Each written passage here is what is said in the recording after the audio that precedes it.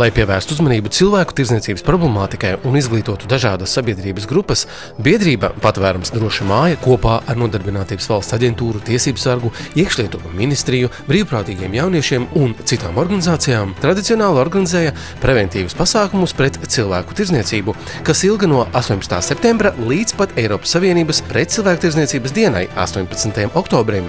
Cilvēku tirdzniecība ir mūsdienu verdzības forma, kurā personas, visbiežāk sievietes un meitenes, ar varu, draudiem, spaidiem vai krāpšanu tiek izmantotas darbam, seksuālai eksploatācijai un verdzības nolūkos.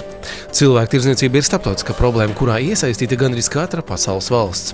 Šī mēneša laikā tika īstenotas dažādas aktivitātes, kuru ietvaros tika organizēti semināri Rīgā strādājušiem sociālā darba speciālistiem un pašvaldības policistiem, apmācības vienaudžu izglītotāju sagatavošanai, kā arī īpaša simulācijas spēle par cilvēku tirdzniecību. Raidījumam Attīstības kods bija iespēja dokumentēt apmācības procesu, kas notika Olainē. Man kā Olainas pašvaldības administrācijas pārstāvjiem interesē, kā šis pasākums noritēs, kā viņš tiek organizēts.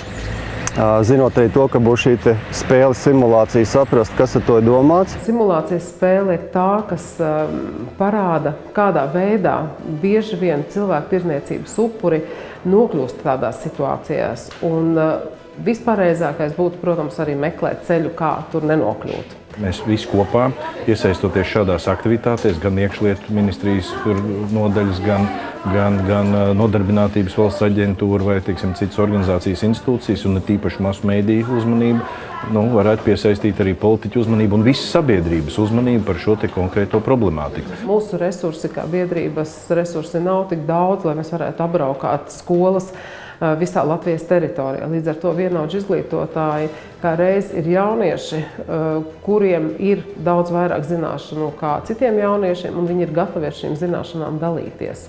Strādājot ar citiem jauniešiem, man ir svarīgi parādīt tās milzīgās iespējas, ko nodrošina Latvija un Eiropa.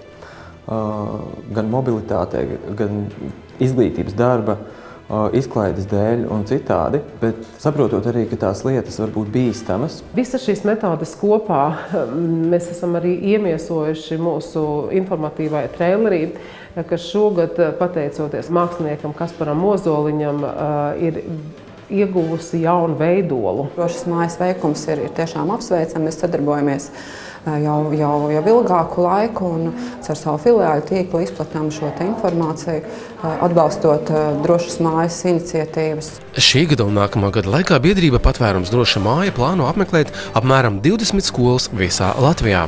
Tādēļ visu skolu pārstāvji tika aicināti kontaktēties, lai sarunātu konkrēto mācību pasākumu.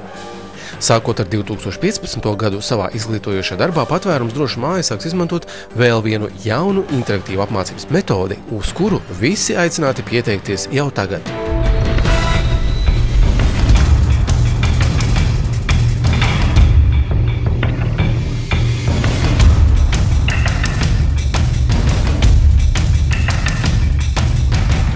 Nekļūsti par gardu kumosiņu, neļauj sevi pārdot. Zvani 112 vai +371 26 33 77 11.